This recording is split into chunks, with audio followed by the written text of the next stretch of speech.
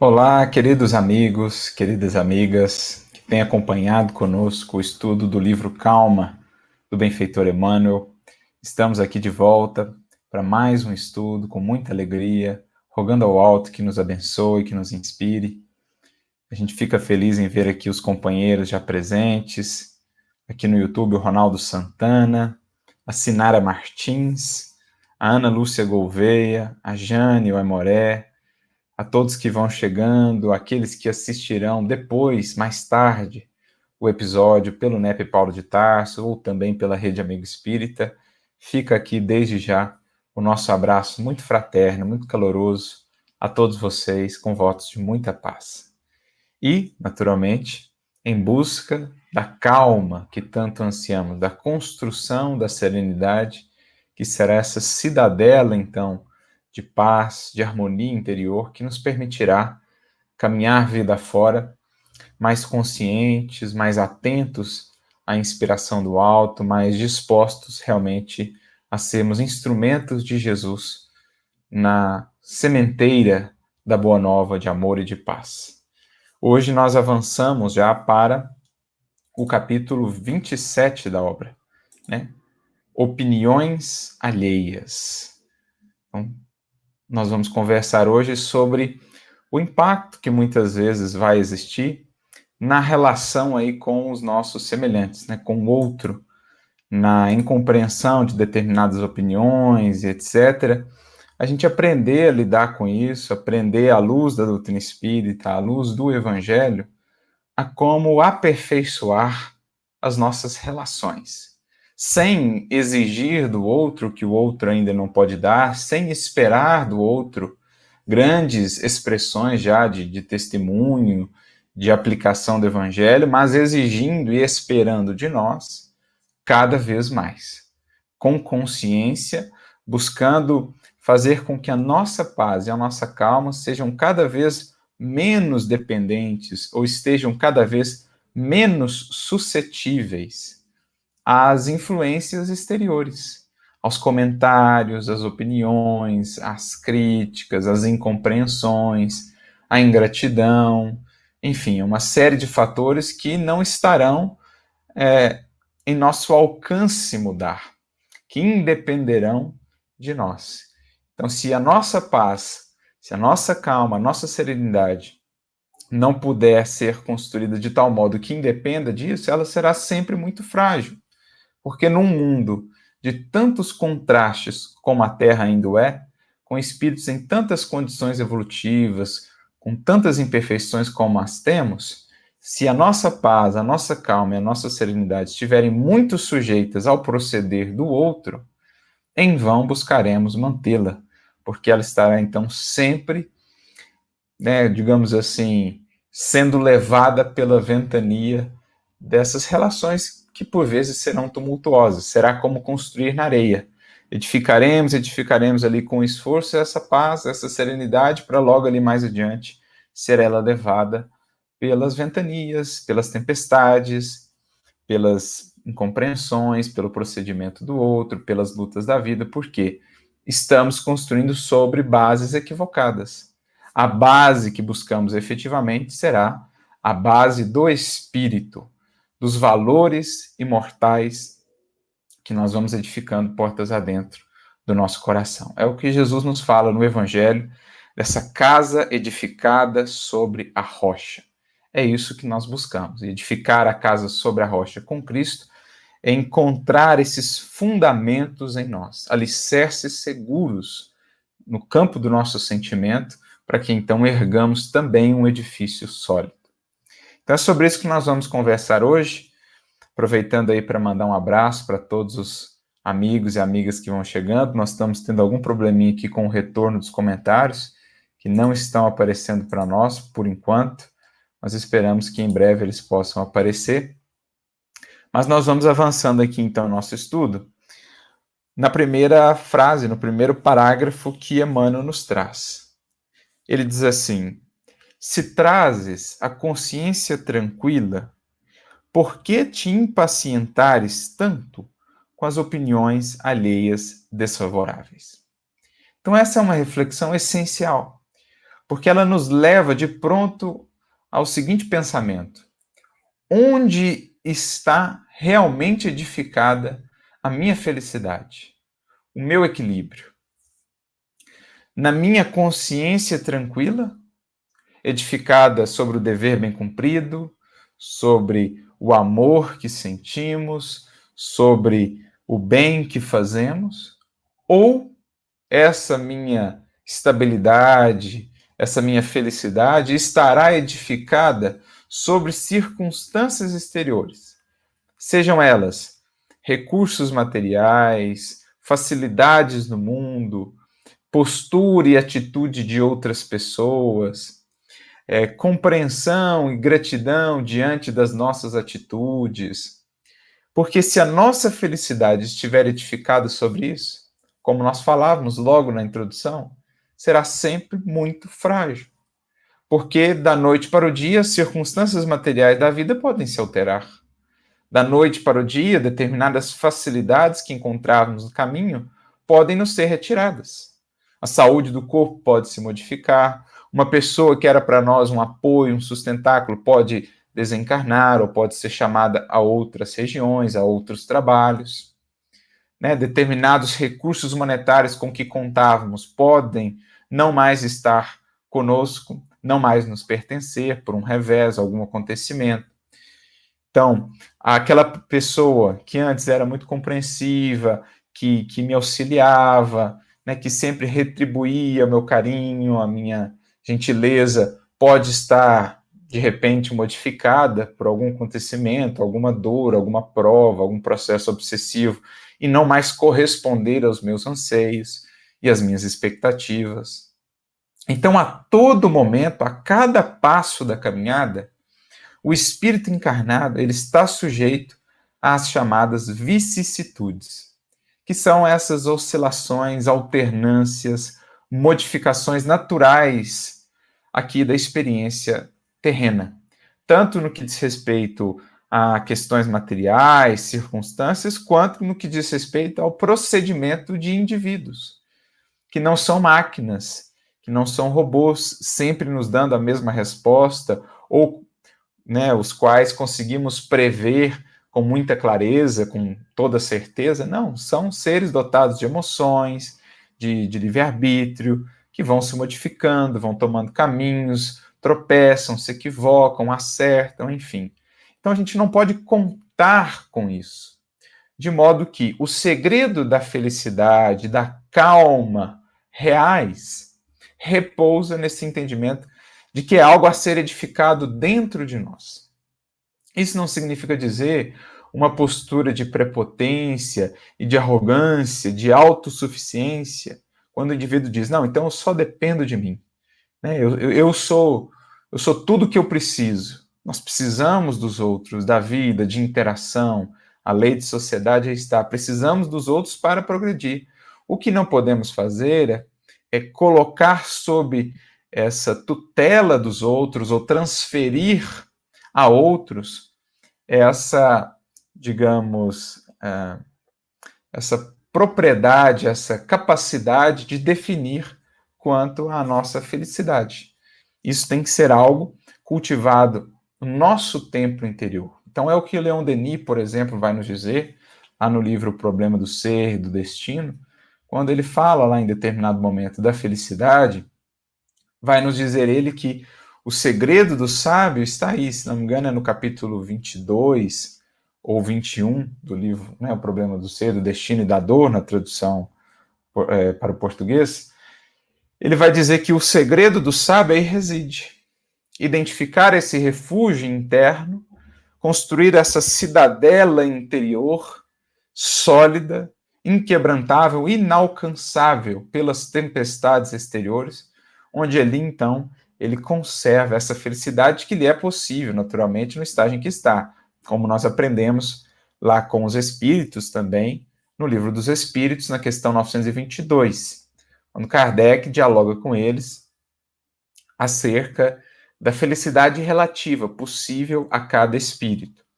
E ele, então, vai receber como resposta dos espíritos que existem, apesar dessa relatividade da felicidade, alguns elementos que são comuns. Para a vida física, para a vida material, o básico da felicidade será a posse do necessário, né? Aquilo, o pão nosso de cada dia. Para a vida moral, a felicidade vai estar relacionada, na sua base fundamental, à consciência tranquila e à fé no futuro. Então, é essa cidadela onde, de fato, conseguimos estabelecer uma felicidade, uma calma, um equilíbrio sólidos. A cidadela de uma consciência tranquila e de uma consciência também sustentada por essa fé no futuro, por essa visão mais transcendente da vida, do sentido da vida, dos propósitos que aqui temos, porque ela também nos fortalece muito para lidar com esses reveses que enfrentamos na experiência material. O vislumbrar mais além, esses horizontes mais transcendentes, eles diminuem, eles diluem o impacto dessas circunstâncias que fogem ao nosso controle aqui na experiência material. Por quê? Estamos vislumbrando mais ao longe, estamos de olhos voltados para aquilo que é imperecível. E isso, naturalmente, nos auxilia a manter essa cidadela interior onde conservamos, então, a felicidade que nos é possível, a serenidade que nos é possível, conservamos ela ali intacta, protegida. Então, consciência tranquila e fé no futuro. Eis os fundamentos essenciais para a manutenção da nossa calma, do nosso equilíbrio interior. De modo que, se estivermos atentos a isso, as opiniões alheias, muitas vezes distanciadas da realidade, muitas vezes marcadas pela incompreensão, pelo desconhecimento dos fatos, efetivamente, pela ignorância ou pelas paixões, essas opiniões não conseguirão acessar essa cidadela. E daí eu consigo chegar a uma outra conclusão, que se elas ainda me impactam tanto, é porque falta investir na construção desse edifício interno. Falta investir em conhecimento de mim mesmo.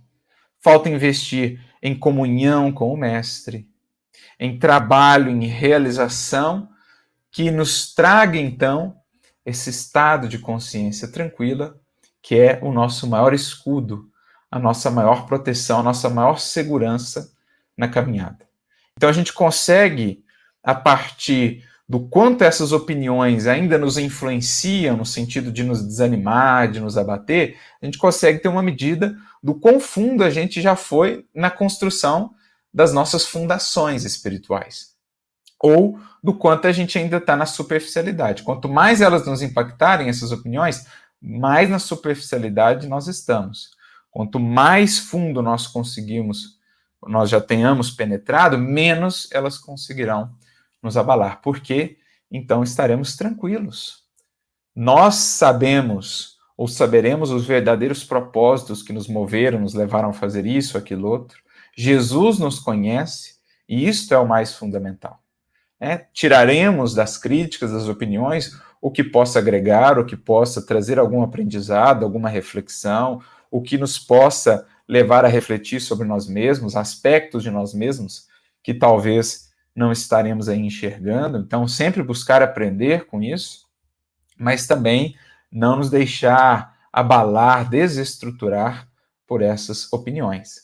Então, o próprio apóstolo Paulo já nos falava sobre isso na sua carta aos Gálatas, por exemplo, lá no capítulo 1, versículo 10, o apóstolo Paulo vai dizer assim que se ainda ele quisesse agradar os homens, ele não seria servo do Cristo.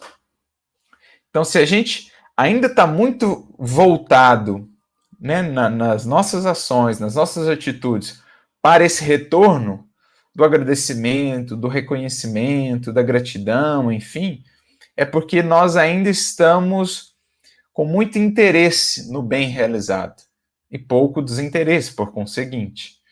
A gente ainda está mais buscando a servir a nós mesmos do que propriamente ao Cristo. Porque quando realmente buscamos servir a Jesus, a alegria está no servir e não no que daí possa vir. A gente estará alegre pela possibilidade de sermos instrumentos do Mestre, de colaborarmos com ele em sua seara do amor, do bem, da luz, e isso será a nossa fonte de alegria. Então, a gente pode aprender muito a partir dessa relação nossa com as opiniões, porque faz parte, todos aqueles que estão na caminhada humana vão lidar com opiniões contraditórias acerca de si, como falávamos, muitas vezes distanciadas da realidade, porque é um plano ainda de tantos contrastes. Cada espírito terá uma visão, estará vendo a vida e o outro de um patamar, de um nível de consciência. Então a gente não deve se preocupar com isso, devemos, pelo contrário, estar preocupados se todos nos verem bem. O próprio mestre vai nos dizer: ai de vós quando todos disserem bem de vós. Porque quem está realmente no compromisso de melhoria, de renovação, de sublimação, quem está no caminho efetivamente do bem, ele não vai ser muitas vezes compreendido por aqueles que ainda têm compromissos ali com as suas paixões, querem mantê-las, cultivá-las, com seus equívocos, com a sombra. Ele vai receber, portanto, ataques, incompreensões.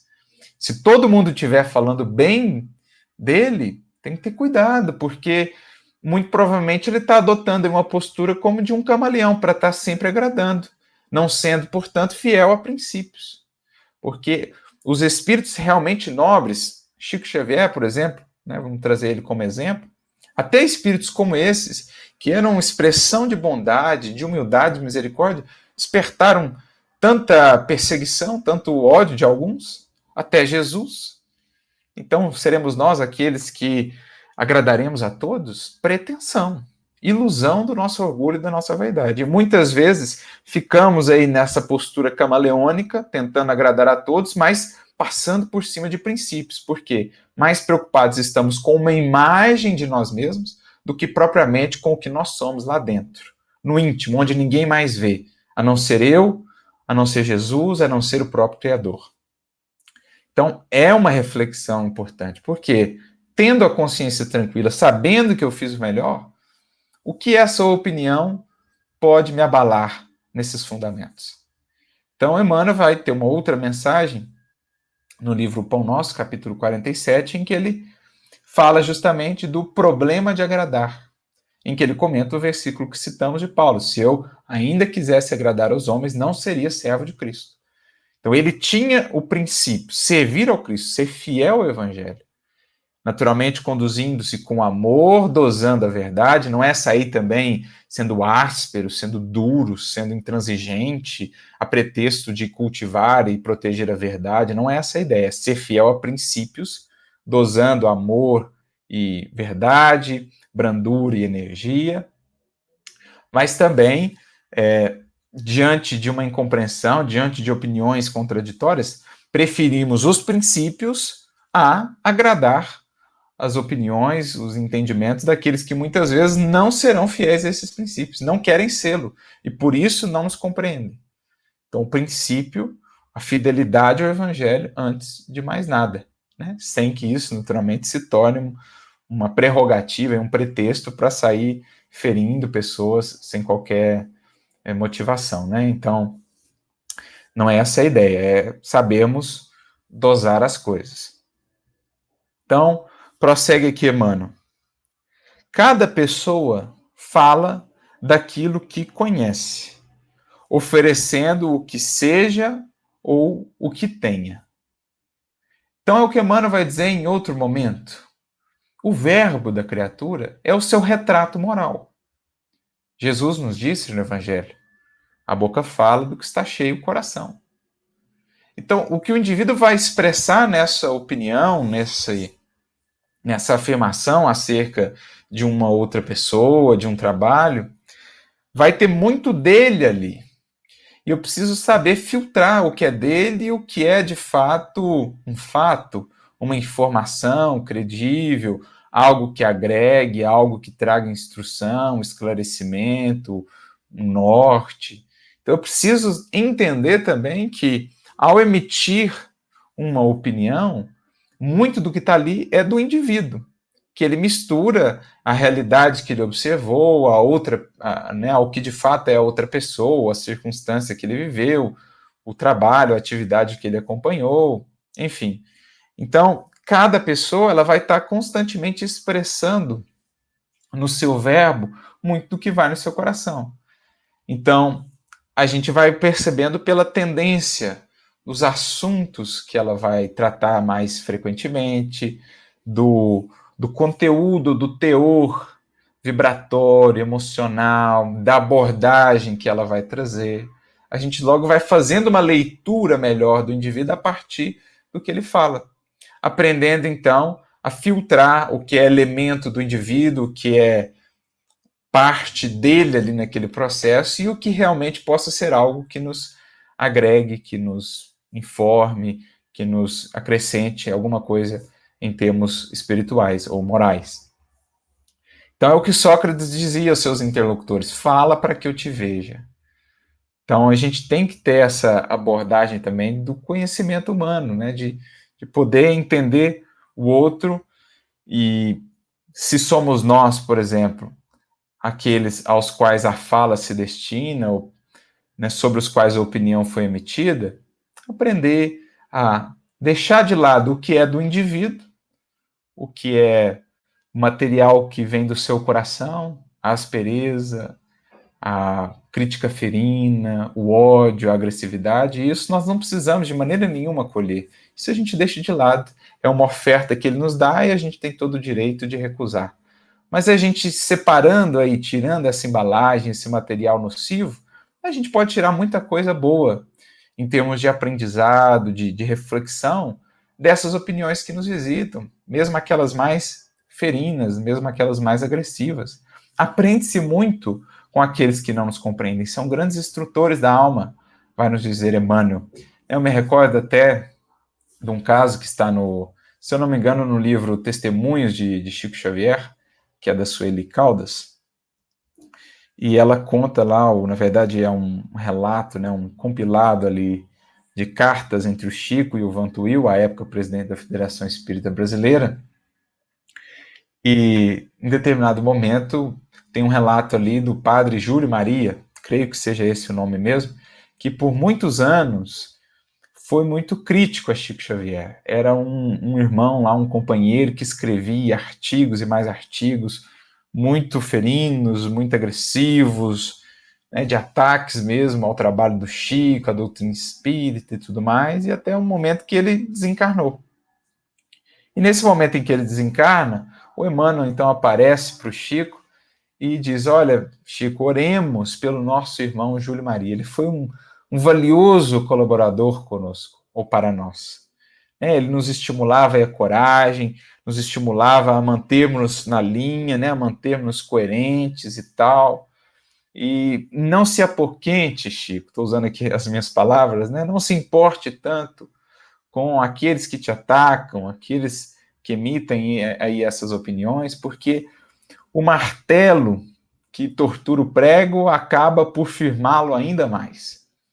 Então, as batidas do martelo, muitas vezes, dessas opiniões que nos alcançam, que são desfavoráveis, que trazem essa marca, né, da crítica, da agressividade, se a gente souber separar o que é esse elemento do coração do indivíduo, esse material nocivo que vem ali acompanhando a informação, a ideia, a gente pode extrair elementos valiosos ali, que nos impelem a seguirmos na construção da humildade, da paciência, da compaixão, a mantermos com coragem, com foco, com coerência dentro da linha que nos propomos a atuar, a servir.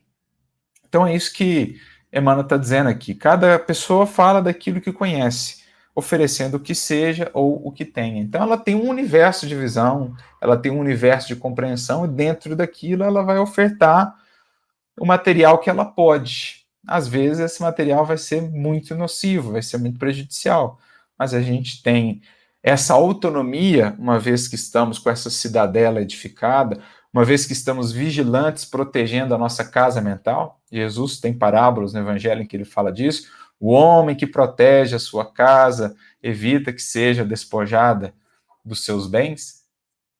Então, esse indivíduo ele consegue separar o que é material inapropriado e colher o que possa ser útil para ir enriquecendo o seu universo, ampliando a sua capacidade de ler, de compreender os corações humanos, de compreender as pessoas, de amá-las, de servi-las, sem tantas exigências. E com isso, diante de uma opinião ferina, de uma crítica ferina, a postura de humildade, a postura de retribuir com o bem, de silenciar, vai ajudando o outro, porque é um material que a gente dá para ele em oposição, em antítese ao material pernicioso recebido, a gente dá para ele um material que vai ser útil para a sua edificação, para o seu crescimento, para o seu amadurecimento pessoal.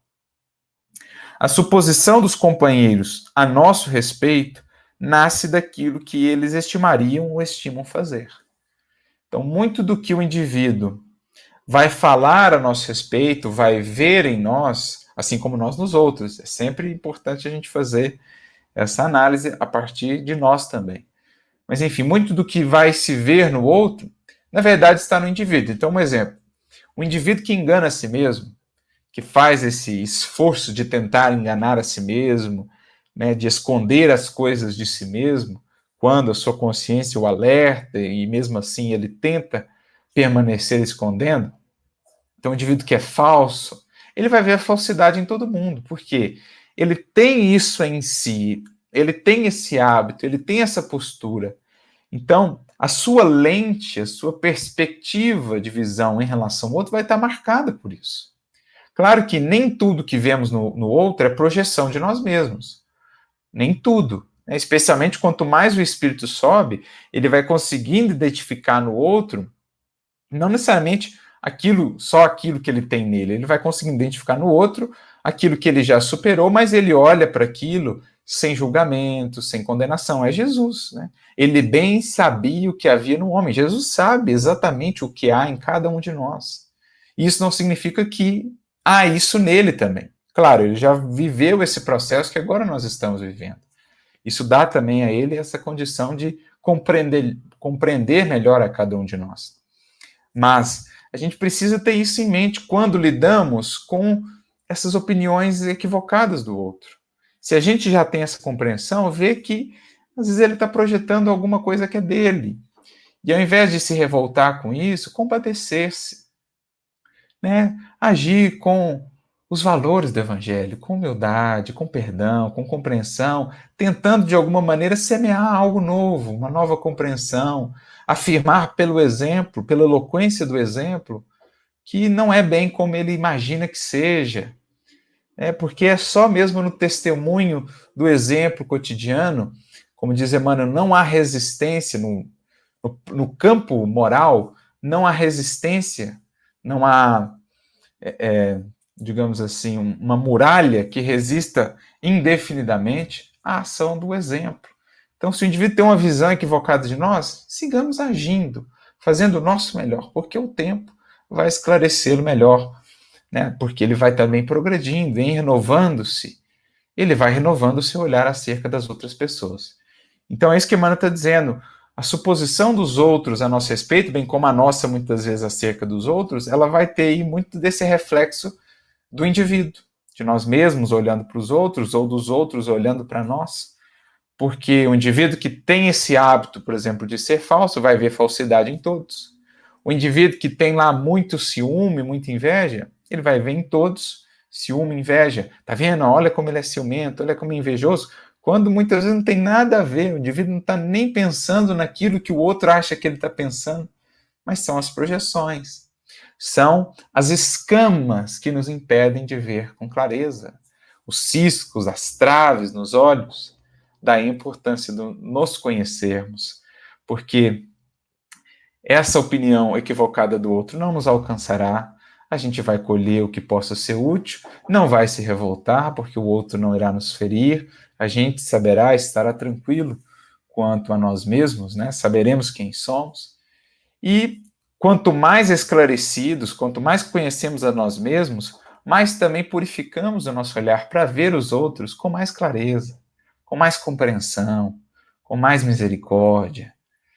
Então é imprescindível acender a luz da consciência, acender a luz do discernimento, do amor, sobretudo, que é o que nos permite ver para além das aparências, que é o que nos auxilia a acessarmos essas projeções de nossas sombras sobre os outros, a buscarmos exaltar o lado positivo de cada um, a investir e alimentar nos aspectos bondosos que pudermos identificar, porque então os nossos olhos vão se treinando a identificar o que há em nós, né? Quanto mais luz a gente vai acendendo em nós, mais luz a gente vai conseguindo enxergar também no outro, mais aspectos positivos.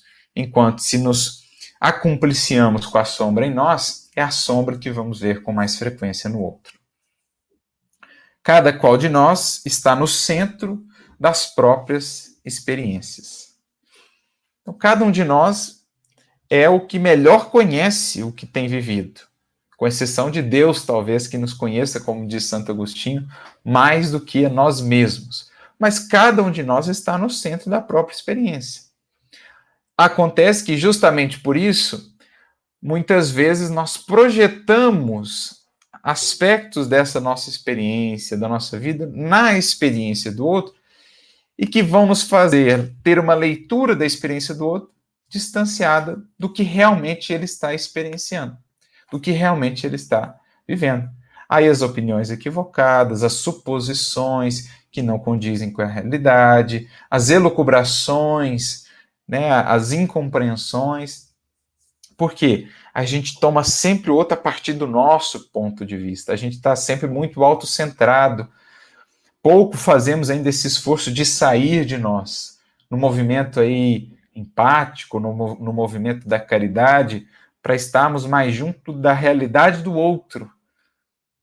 Para entender o outro, eu preciso fazer esse transporte do meu coração para estar mais junto do coração dele, da realidade dele, para então fazer uma leitura a partir das suas perspectivas, vendo o que ele poderia dar, o que ele já recebeu de recursos, como ele vê a vida, quais as suas perspectivas, quais os ideais que o movem, porque só assim eu consigo compreender melhor o outro para melhor ajudá-lo.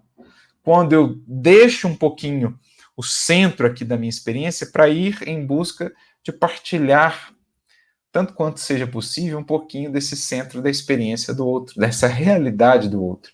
Isso é o amor, isso é a caridade, isso é o ir em busca de, é o sair de nós mesmos, como a gente vê bem expresso no Evangelho. O próprio nome que foi utilizado ali como designativo dos seguidores de Jesus naqueles primeiros tempos, na igreja, que eram as comunidades que iam sendo fundadas, o conjunto de corações que seguiam o Evangelho. A palavra igreja vem do grego ekklesia, que é a fusão de duas palavras, ek, que é uma preposição, para, fora, e ekklesia, a conjugação do verbo chamar, em grego. Então, eclesia, chamados para fora. Então, seguidores do Cristo, do Evangelho, os membros dessa igreja, não denominação religiosa, mas dessa igreja universal, essa comunidade universal dos seguidores de Jesus, eles são chamados para fora. Saírem de si, saírem um pouquinho do apego aos seus pontos de vista e caprichos para entender o outro na sua realidade. Entender que se você tem esses conhecimentos que não te levariam a fazer assim, talvez o outro não os tenha tido. E por isso ele fez assim. Se você já tem essa resiliência, essa consciência, talvez o outro ainda não a tenha tido. Se você teve mais facilidades aqui que te permitiram mais tranquilidade em determinada prova, talvez o outro não a tenha tido essa facilidade. Talvez ele está aí há anos lutando com uma enfermidade, com um revés, com um processo obsessivo que minou as suas forças e o levou a agir assim. Então, se eu ficar olhando aqui do meu ponto de vista, eu vou sempre estar destacando, mas olha que fragilidade, olha que né, como é que pode, etc, etc. Mas, se a gente faz esse movimento de, ao invés de condenar, que é sempre manter distância, aproximar-se, aí a gente consegue compreender. E o compreender é o requisito essencial para servir e amar, para amar e servir.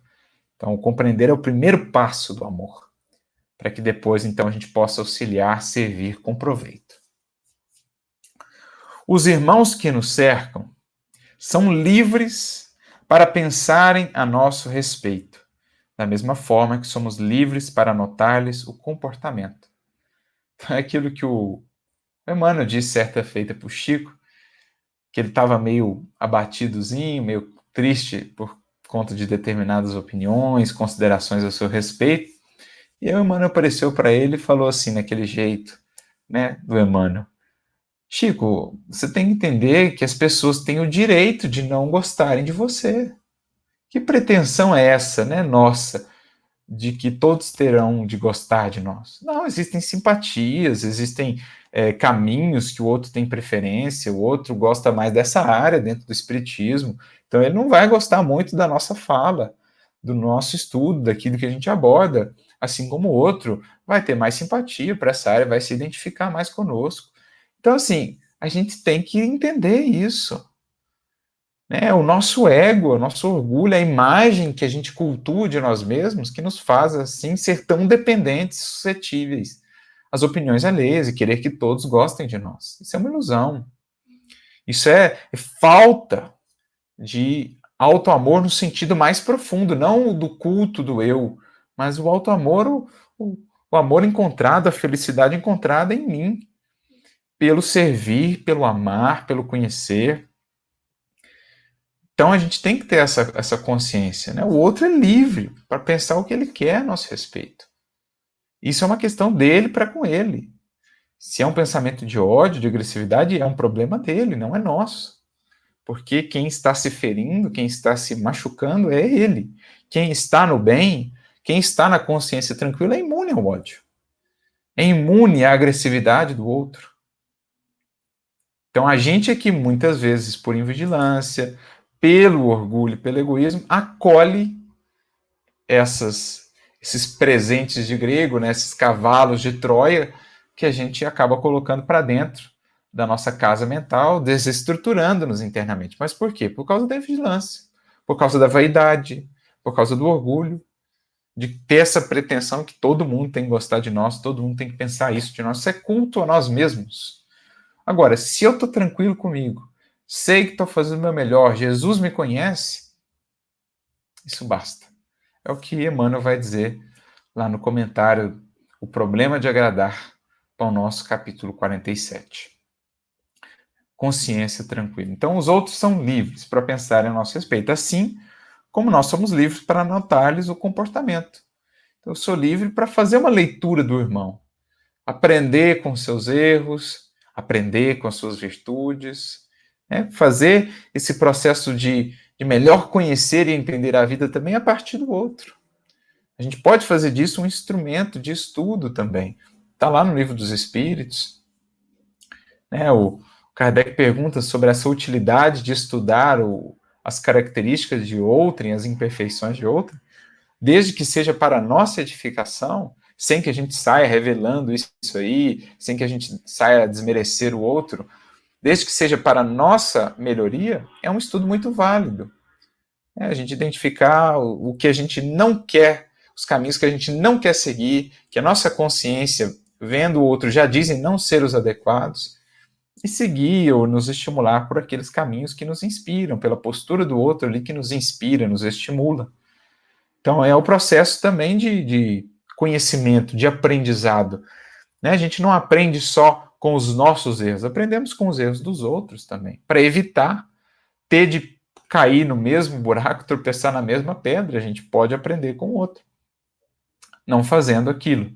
É por isso, por exemplo, que nós temos essas reuniões mediúnicas.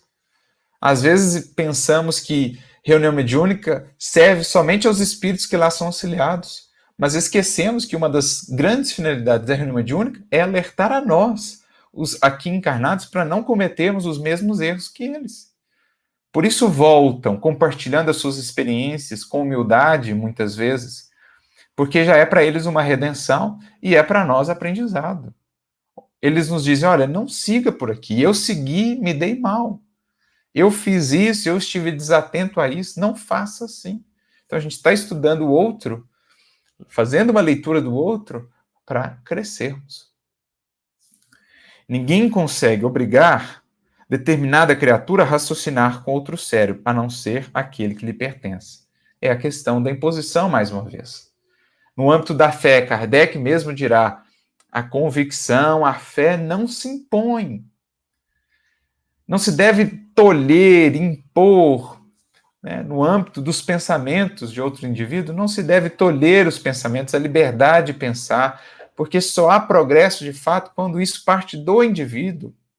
Se eu quero moldá-lo por fora, à força, por imposição, eu alimento, eu construo hipocrisia, eu construo capas, eu construo edificações que parecem sólidas por fora, mas são frágeis por dentro. Porque só quando parte das bases do indivíduo, pelo movimento seu, é que é algo, então, que realmente se consolida e que perdura. Por isso, nós convidamos o outro, sugestionamos ao outro, compartilhamos com o outro experiências, sabedorias, exemplos, testemunhos. Por quê? Aí nós podemos, digamos, conquistar o outro, fazer com que ele possa aderir, né, voluntariamente a esse processo de melhoria. Agora, forçar, impor, pior coisa. A gente só cria mais distância. No âmbito da religião, a gente criou uma tremenda resistência em muitos corações ao Cristo, por quê? Por causa da tentativa de imposição, ainda hoje. Nós vemos quanta resistência ao Cristo e ao Evangelho em quantos corações, desencarnados, encarnados, por causa de séculos de tentativa de imposição. Quando se tivéssemos vivido com testemunho, com fidelidade, teríamos conquistado muito mais corações para a Boa Nova. Então foi o que a gente fez lá nos séculos da Europa, por isso tanta resistência na Europa hoje ao Cristo, ao Evangelho, porque é a visão que se consolidou, né, dessa coisa impositiva. Claro que ao longo dos séculos sempre tivemos nobres exemplos, homens e mulheres que de fato viveram a mensagem e com isso conseguiram despertar tantos corações para a Boa Nova. Mas, por outro lado, também tivemos muitos de nós que criamos essa resistência pela tentativa da imposição. Então, o Espiritismo propõe uma fé que não se impõe, convicções que não se impõem. Nós apresentamos os raciocínios, eis aí a fé raciocinada, clara, acessível a todos, cada um será o artífice do próprio edifício da sua fé e da sua convicção, da sua maneira de pensar. Então, liberdade de pensar é uma das mais fundamentais liberdades. Se algo podemos impor, os espíritos nos dirão, na questão 841, é o bem e a fraternidade. Então, viver, aplicar o bem e a fraternidade, a gente pode sempre levar ao outro. Agora, impor ideias e pensamentos a pretexto de corrigir na sua maneira de pensar erros e etc., só o tempo o fará, o próprio indivíduo aqui no seu processo vai identificando o que precisa ser renovado, né? A vida é sábia, as circunstâncias se conjugam e nós temos o exemplo e o testemunho aí para contribuir com esse processo. Se uma pessoa se irrita contra nós sem razão, isso não é motivo para que venhamos a comprar uma rixa desnecessária. Então a gente já falou isso. O indivíduo está me ofertando a raiva, a irritação, eu não preciso comprar isso. Eu posso acolher ali o que haja de bom em determinada opinião, em determinado comentário, mas a embalagem de revolta, de desequilíbrio, de perturbação, eu não preciso comprar isso. Mas incrível, quantas vezes a gente não compra isso? Não compra uma rixa, não compra um desafeto, não compra uma desavença que vai resultar aí para nós em meses, às vezes em anos de incômodo, de sentimentos menos dignos, de desequilíbrio interior. Não precisamos. Basta entender que é um enfermo que está ali, é um indivíduo que precisa de auxílio e não de mais complicação. Né? Quando um incêndio está se formando, ele precisa de água que o possa apagar, não de mais lenha. Então, o indivíduo consciente, ele silencia, ele ora, compreende, se afasta se for preciso, para não comprar um processo que pode custar a ele e ao outro muitos anos de perturbações, de aflições, de angústia, para não dizer vidas. Porque essa rixa, uma vez que ela se forma, se ela vai sendo cultivada e alimentada no tempo, ela vai virando um abismo espiritual, que depois se converte em grandes ódios, em grandes animosidades, que vão ser depois trabalhadas em muitas lutas, na maioria das vezes no lar. Reencarna depois junto para resolver. Mas eu posso evitar agora. Se eu posso evitar, se eu posso controlar uma erva daninha enquanto ela está ali nascente, por que eu vou deixar ela crescer? Se eu posso apagar um incêndio enquanto ele ainda uma brasazinha, por que eu vou deixar ele crescer? Então é isso. Não é motivo para que venhamos comprar uma rixa desnecessária.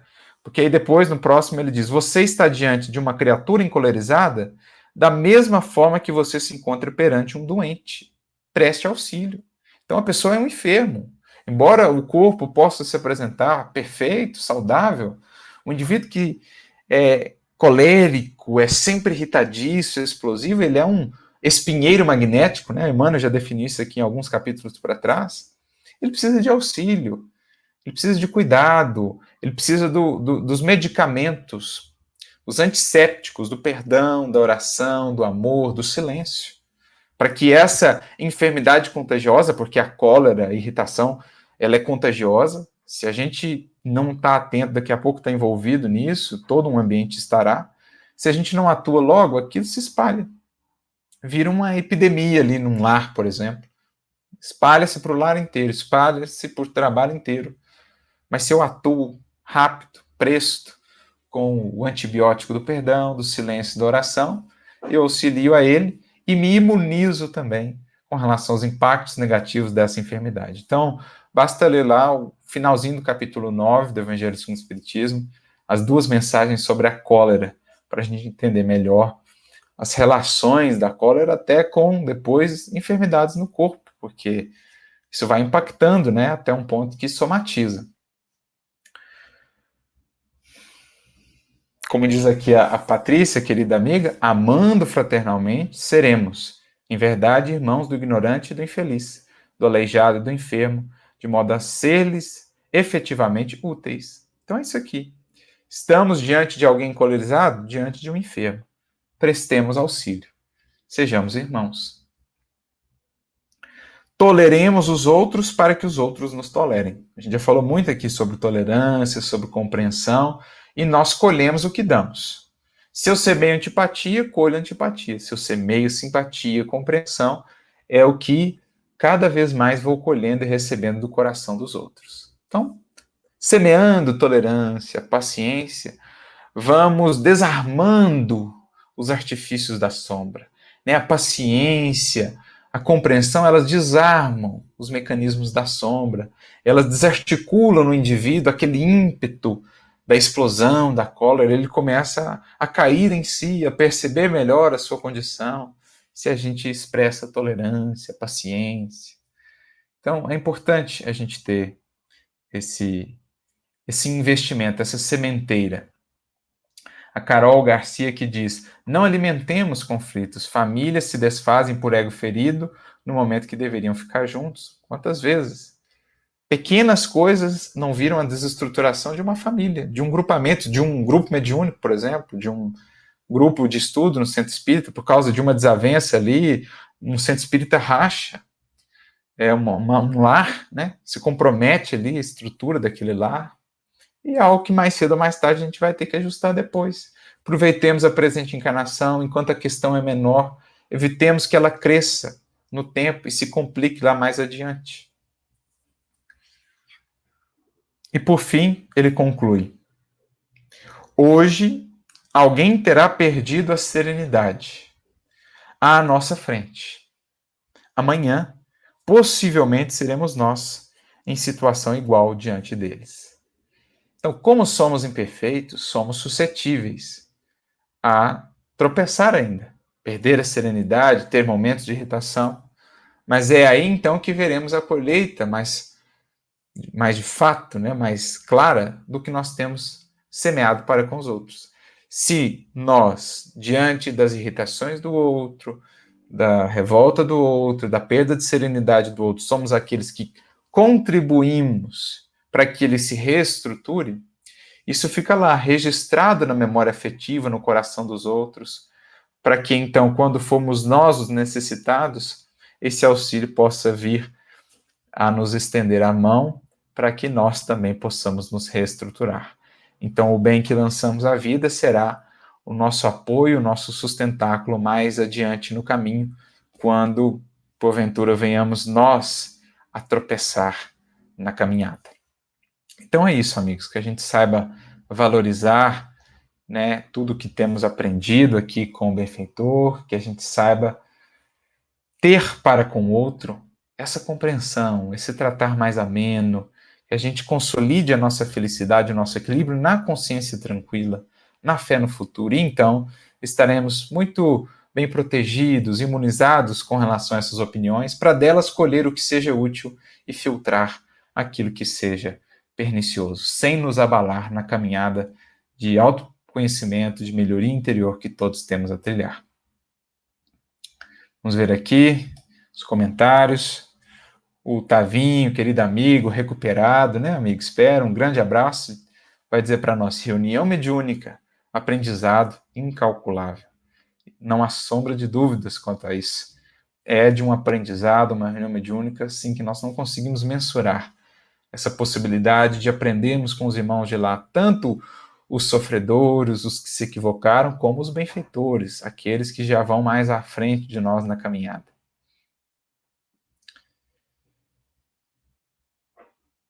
A Marluce Souza nos diz: infelizmente convivemos muito com a comunicação violenta na sociedade, mas temos também muitos exemplos de compaixão a seguir, da importância de se conhecer e escolher o que lhe serve. Isso aqui é muito importante, Marluce, você falar, porque graças a Deus também tem crescido cada vez mais esses estudos para além, né, dos ambientes religiosos, da comunicação não violenta, no âmbito jurídico, no âmbito político, etc., o que só vem agregar e que, na verdade, resgata ou leva para esses meios não religiosos propriamente o que já está no Evangelho há 2000 anos.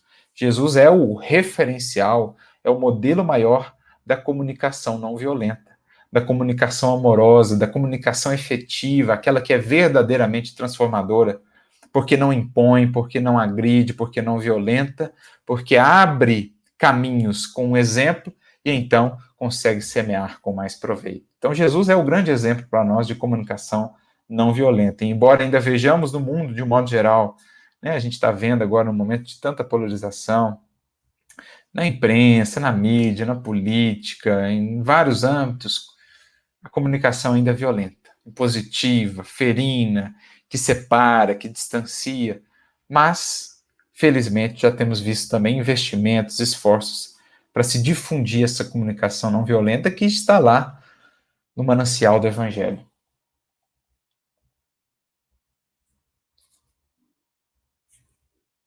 A querida amiga Aninha, né, Ana Cláudia Neves, diz que o Chico era frescor nessa quentura que são as paixões vãs. Excelente definição, meu amigo. O Chico é mesmo um frescor. O Chico, quando a gente pensa nele, ele é esse orvalho de doçura, de serenidade, que cai por sobre as paixões humanas que ainda estão tão junto de nós, sobre esse calor dos ressentimentos, da animosidade, das incompreensões. Esse orvalho brando que é o Chico, o seu exemplo, vai nos ensinando esse caminho da doçura, que é a verdadeira força, da gentileza, que é o verdadeiro poder, da humildade, que é a verdadeira grandeza, e essa força do amor, que é a força que realmente conquista, não escraviza, não impõe, não violenta. Beleza, amigos? Agradecemos então imensamente pela participação de vocês, pedimos perdão por termos demorado um pouquinho aqui em interagir com os comentários, porque eles só apareceram bem mais tarde no vídeo de hoje, mas que bom que puderam aparecer aqui, e que bom que vocês estiveram aí conosco mais uma vez, participando, deixando as contribuições, os comentários, as perguntas. A gente agradece por demais pelo carinho e pela generosidade de vocês. Uma excelente semana para todos, na paz e na serenidade de Jesus. Nos vemos na quarta que vem com os nossos estudos. Fiquem com Deus.